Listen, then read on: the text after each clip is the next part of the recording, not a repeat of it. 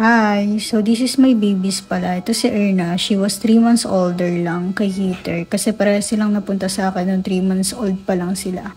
Then yung date kung kailan sila napunta sa akin, yun na rin yung kinoconsider kong birthday nila. Kaka 1 year old lang pala nila parehas. Pinagsabay ko na yung birthday nilang dalawa. Kasi nung time na birthday ni Erna, may crisis kasing nangyari nun. Actually, sobrang ganda talaga ng mga plans ko para sa birthday ni Erna noong time na yun. Kaya lang may mga unexpected na nangyari. So, hindi na siya natuloy.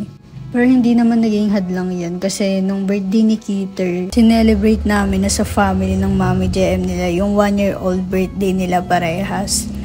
It was just a simple celebration for them, but I know for sure we made them happy.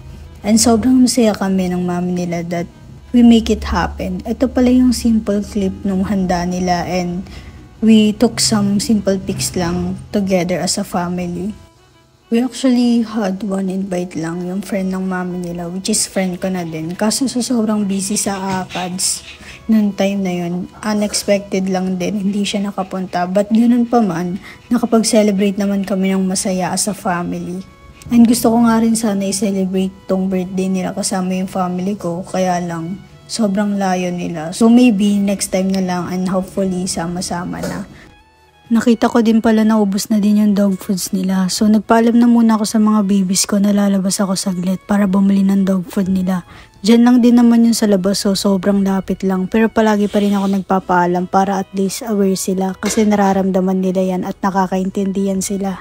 Kaya every time din na may labas kami ng mami nila, nagpapaalam talaga kami para alam nila na babalik kami. So eto, nandito na rin tayo agad. Tapos bumili lang tayo saglit ng dog food. Then after, umuwi na rin tayo.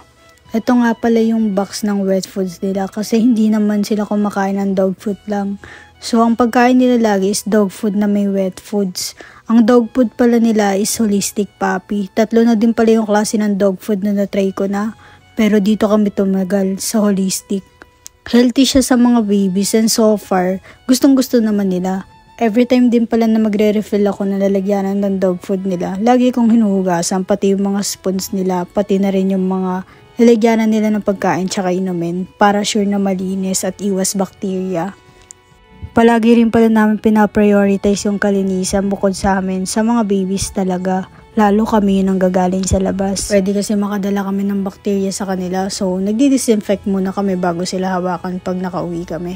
Dito pala, nag-order pala kami ng gate para malawak yung takbuhan ng mga babies. Lagi naman namin sila pinapakawalan kasi may pangamba lagi na baka ano yung makain nila.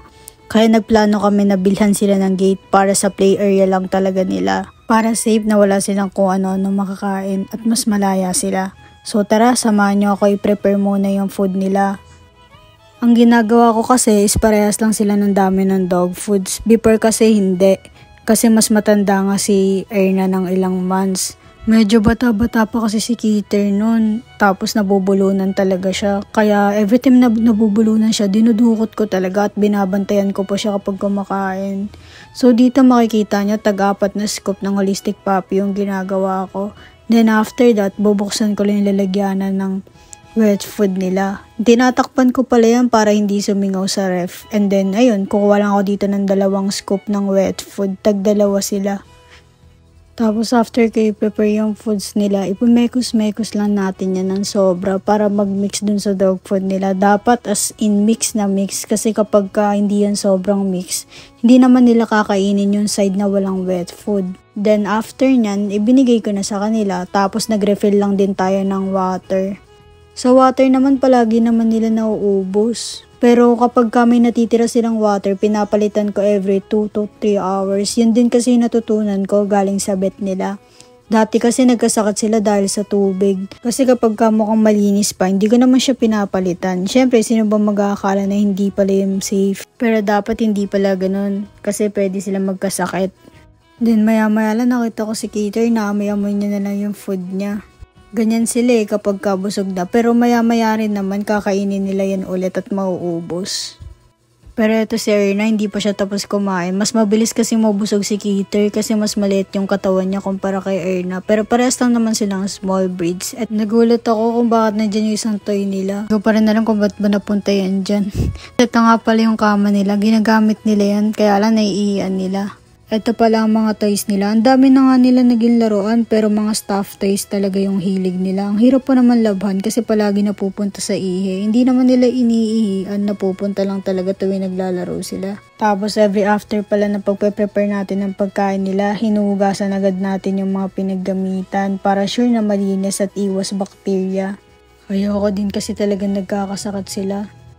Then nag-order na pala si babe ng food namin. Sobrang gutom na nga rin ako. So, ang ating meal is super meal. Parehas kami ng order ni babe kasi gaya-gaya siya sa order ko. So, meron tayo ditong chicken na may pork nut. Hindi, natanggal lang yung balat.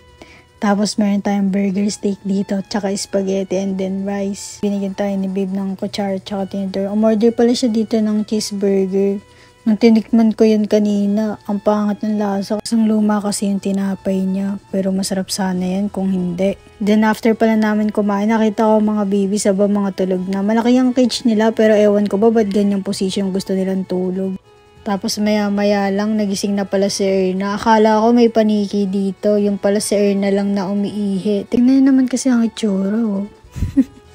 After pala niya, nagpoop siya dyan. So, pagkatapos, tinanggal ko na din pala agad yung trays nila. Para malinis ko na din agad. Kapag pala ganun, wina-wipes ko pala yung paahan nila kasi naano din niya ng ihe tsaka ng mga poops nila. Yung paglilinis ko pala sa trays nila, nilalagyan ko ng Sunrox na lemon para hindi siya ganun katapang. And powder din. Dati kasi yung panglinis ko talaga is yung para sa dogs. Kaya nga lang, hindi nawawala yung amoy katulad sa Sunrox. Pwede naman yung Sunrox basta yung may flavor para hindi din ganun katapang. Tapos bubuhusan ko muna ng tubig pagkatapos. And then, tsaka ako siya ititingting. Madiin pala yung pagkakatingting ko dyan. Medyo magaang lang tignan sa video kasi nga ang hirap hawakan ng cellphone habang nagtitingting. Nung paglabas ko pala para ikakabit ko na yung mga trays nila, aba may nakita na naman akong poop si Keeter naman. So nagdakot ulit ako. Ganyan lagi ang scenarios namin. So ayun, ginawa ko lang ang same things. Dinakot din punas tapos tapon na sa labas. Then binalik ko na din agad yung trays nila. Yung paggabi na pala nagsimula na rin si babe mag-prefer ng dinner namin. So napagdesisyonan ko dito, umiga na rin muna kasi sobrang sakit ng likod ko. So habang nagpe-prepare si babe ng dinner namin, nag-check na rin pala ako ng mga messages from work kasi madami pa rin talaga akong gagawing work. Inuna ko lang din muna yung mga dapat tapusin dito sa bahay.